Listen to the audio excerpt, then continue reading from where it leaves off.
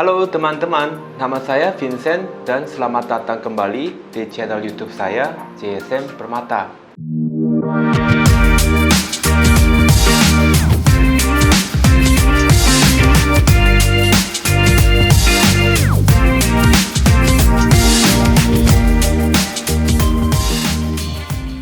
Di video kali ini, saya ingin bahas mengenai pemberian hadiah untuk customer atau partner bisnis orang Korea. Banyak teman-teman Indonesia yang bertanya kepada saya, hadiah untuk orang Korea biasanya apa ya?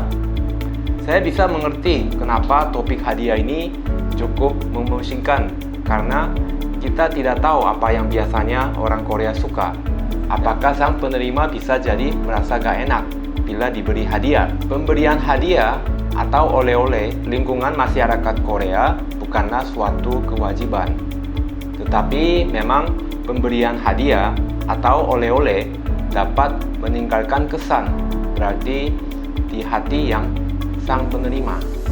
Hadiah itu tidak perlu mahal, tetapi sangat membantu kalau hadiah itu adalah sesuatu yang penerimanya itu tahu atau kenal, sehingga dapat penerima hargai, gunakan atau konsumsi. Ini penting karena saya perhatikan mindset orang Indonesia agak sedikit berbeda kalau mengenai pemberian hadiah. Tidak semuanya ya, tapi saya perhatikan orang Indonesia suka memberikan hadiah yang unik atau hadiah khas.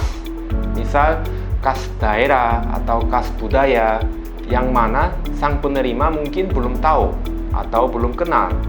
Misal kita dari Palembang, kita bawakan pempek. Kita dari Papua, kita bawakan sarang semut. Masalahnya adalah selain sang penerima adalah orang yang memang suka coba-coba, adventurous, atau sang penerima adalah orang yang sudah pernah terekspos atau suka terhadap barang atau makanan tersebut, maka kemungkinan hadiah ini jadi kurang cocok. Walaupun niat kita baik, tapi penerima yang belum tahu barang atau makanan ini, mereka sudah malas duluan. Contoh, tadi kita bawa pempekan ya, kita bawa pempek frozen. Orang Korea yang sama sekali belum pernah tahu atau coba, terus orangnya tidak suka coba-coba pula. Walaupun kita bilang ini makanan enak, tinggal kukus atau goreng saja, tapi untuk menyiapkannya sudah malas duluan. Contoh, kita berikan kerupuk udang. Maksud kita buat teman makan sama nasi. Untuk orang Korea yang belum pernah makan kerupuk atau tidak suka, plus tidak ada budaya makan kerupuk dengan nasi, ya karena ya kerupuk itu seperti biskuit di Korea dan tidak pernah dimakan dengan nasi. Maka ini kerupuk jadi tidak termakan mungkin. Jadi hadiah yang paling baik adalah hadiah yang cocok untuk penerima, yang terpakai, yang biasa digunakan atau dikonsumsi oleh penerima.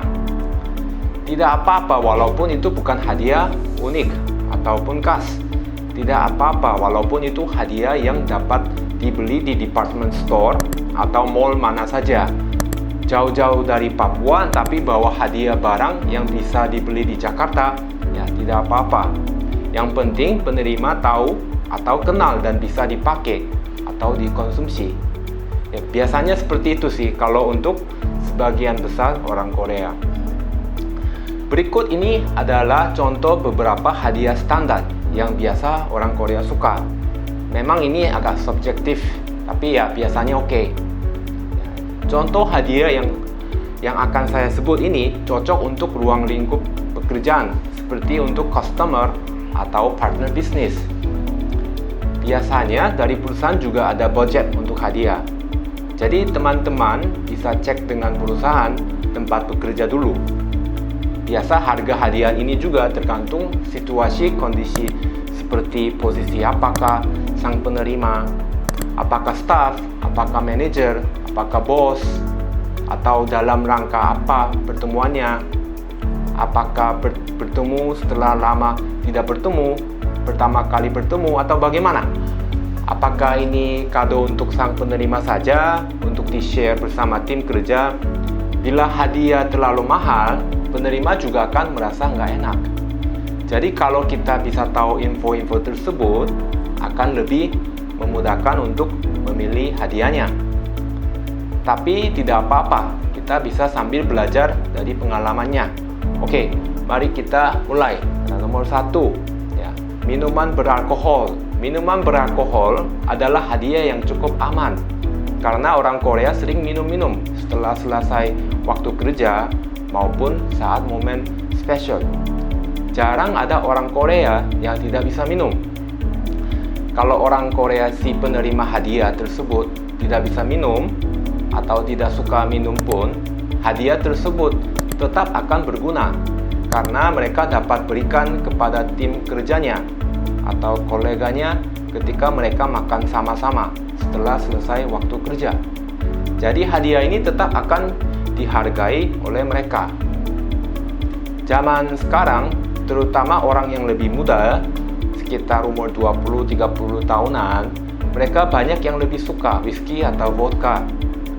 Karena bisa disimpan lebih lama, bisa minum sedikit-sedikit, jadi bisa minum lebih lama, dan bisa juga dijadikan cocktails.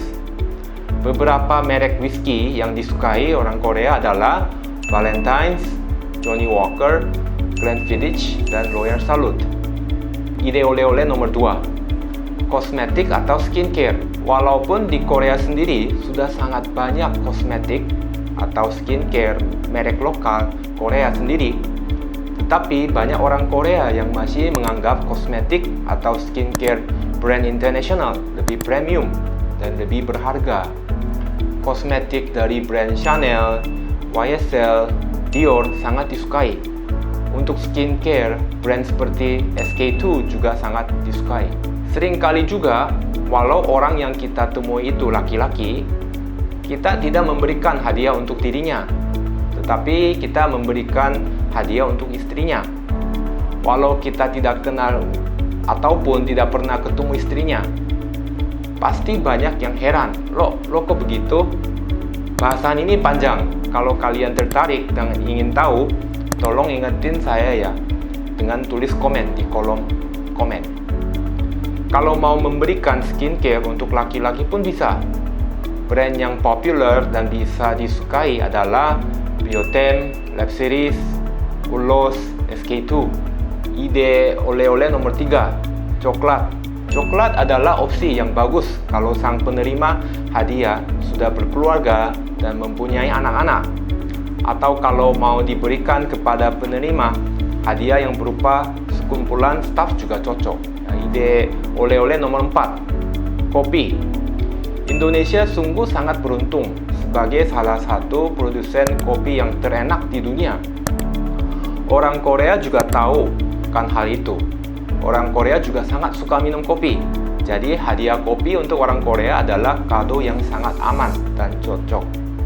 Untuk pilihan kopi sendiri, biasanya saya pribadi rekomendasikan kopi jenis Arabica Mandailing dari Sumatera ataupun kopi Toraja dari Sulawesi. Karena kedua jenis kopi itu terkenal dan juga sudah banyak diekspor ke Eropa, Amerika, dan juga Jepang. Oke, saya rasa segitu dulu ya kali ini.